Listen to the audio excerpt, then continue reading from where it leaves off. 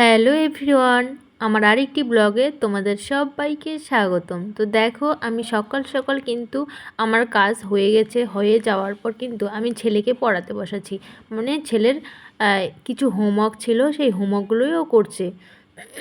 সাথে আমিও বসে আছি, কারণ আমি বসে না থাকলে কিন্তু ওর পড়াশোনা একদমই গায়ে লাগে না। এরকম আমি যতক্ষণ থাকবো ততক্ষণ ও সুস্থভাবে ভালোভাবে পড়াশোনা করবে। আমি যখনই চলে যাব তখনই ওর কাণ্ড কারখানা শুরু হবে। তো এরকম কার কার বাড়িতে হয় অবশ্যই কিন্তু আমাকে কমেন্ট করে জানাবে। তারপরে দেখো, আমি রান্নাঘরে চলে এসেছি। রান্নাঘরে ভাত চাপিয়ে দিয়েছি, কারণ 10টা বাজলেই তোমরা জানো রোজকার মতো আমার কিন্তু 10টা বাজলে ভাত লাগবেই। এরকম যেহেতু অফিসে যাবে, অফিস টাইম 10টা, 10:30, 10টার মধ্যে খাওয়া কমপ্লিট করতে হবে। সেই জন্য আমি রান্নাঘরে চলে এসেছি।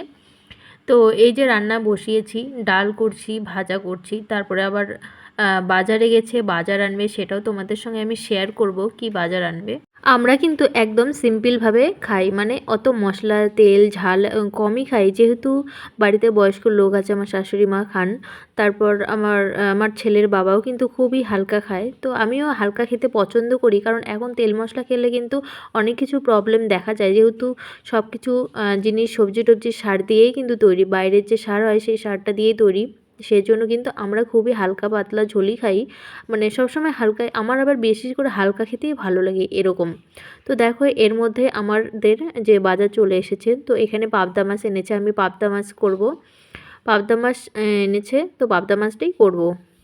আর কিছু মাছ আনেনি, কারণ একবেলার খাবার, যেহেতু সোমবার নিরামিষ, সেই জন্য রবিবার এটাই খেতে হবে, তাই না? তো দেখো, চালটা কেটে নিয়েছি, আমি তেল দিয়েছি, এদিকে মাছটা ভেজে নেব। আর সবজি এই যে কী কী এনেছে দেখো, আলু, টমেটো, ফুলকপি আমি কেটেছি, সিম কেটেছি, শসা, মূলো, তারপরে এগুলোই সবজি এনেছে।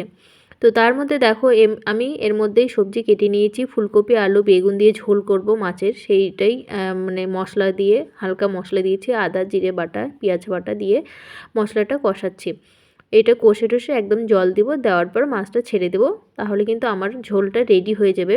তো মশলা খেতে ভালোই লাগে, কিন্তু শরীরের যেহেতু অসুবিধার জন্য কিন্তু এখন বেশিরভাগই কিন্তু তেল মশলা কম খায়, ঝাল কম খায়, সেই জন্যই এইরকম করেই রান্না করা হয়। তো এরপরে আমি ঝোলটা দিয়ে দিব, দেওয়ার পরে কিন্তু মাছটা দিয়ে দিব, তারপরে কিন্তু আমি নামিয়ে নেব ঝোলটা। তার মধ্যে দেখো, আমি চাটনিটা বসিয়ে দিয়েছি, ওটা ঝোলটা নামিয়ে তারপর চাটনিটা বসিয়ে দিয়েছি। তো এটা হচ্ছে চালতা টমেটো জলপাই দিয়ে চাটনিটা হচ্ছে। তো এটা চাটনিটা কিন্তু ভীষণই ভালো লাগে।